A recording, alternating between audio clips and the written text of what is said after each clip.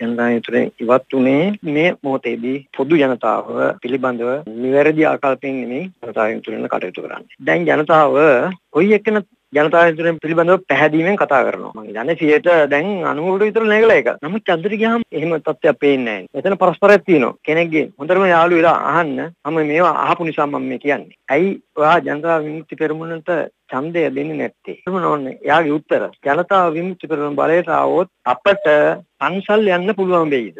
අපට පල්ලි යන්න පුළුවන් වෙයිද? අපට කෝවිල් යන්න පුළුවන් වෙයිද? ජනතා විමුක්ති පෙරමුණ බලයට ආවොත් අපිට පැය 24ම වැඩ කරන්න වෙයිද? ඔන්න ගැඹුරම තියෙන ප්‍රශ්න. මෙන්න මේවට උත්තර දෙන්න ඕනේ. මේවට උත්තර ලැබෙන්නේ නැහැ. මේක වෙනස් කරන්න විදියක් තියෙනවා. ඒ විදිය මං හිතානිද්දා සමුලව පවත්වලා අපි පක්ෂයක් පිහිටවලා ජනතාවට කියනවා. සෝමවංශ අමරසිංහ මහතාගේ තීරණය සම්බන්ධයෙන් අදහස් පළ කළ ජනතා විමුක්ති පෙරමුණේ ප්‍රචාරක ලේකම් විජිත හේරත් මහතා.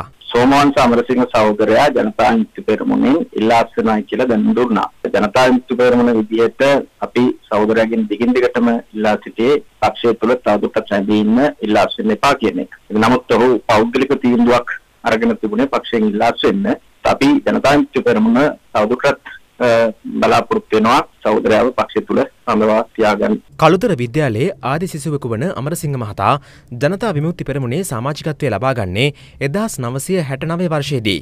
සමාජිකත්වය ලබා ගැනීමෙන් වසර 2කට පසුව සිරිමාවෝ බණ්ඩාරනායක මැතිනියගේ රජයට එරෙහිව ජනතා විමුක්ති පෙරමුණ ක්‍රියාත්මක කළ සන්නද්ධ අරගලයටද ඔහු සහභාගී වනවා.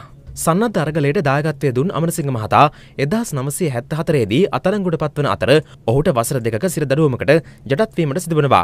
යලි අමරසිංහ මහතා ජනතා විමුක්ති පෙරමුණේ හිටපු නායක රෝහණ විජේවීර මහතා යටතේ 87-89 කාලය තුල ක්‍රියාත්මක වූ සන්නද්ධ අරගලයටද දායක වනවා. පසුව ඔහු විදේශගත වන්නේ එවක අමරසිංහ මහතා අත්අඩංගුවට ගැනීමට ක්‍රියාත්මක වූ මෙහෙයුම් අතරතුරයි.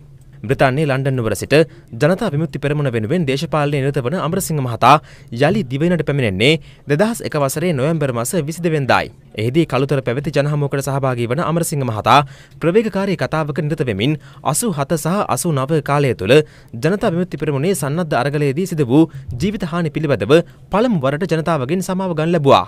සෝමවංශ අමරසිංහ මහතා ජනතා විමුක්ති පෙරමුණේ නායකත්වයෙන් ඉවත් වන්නේ 2014 වර්ෂයේ පෙබරවාරි මාස 2 වෙනිදායි.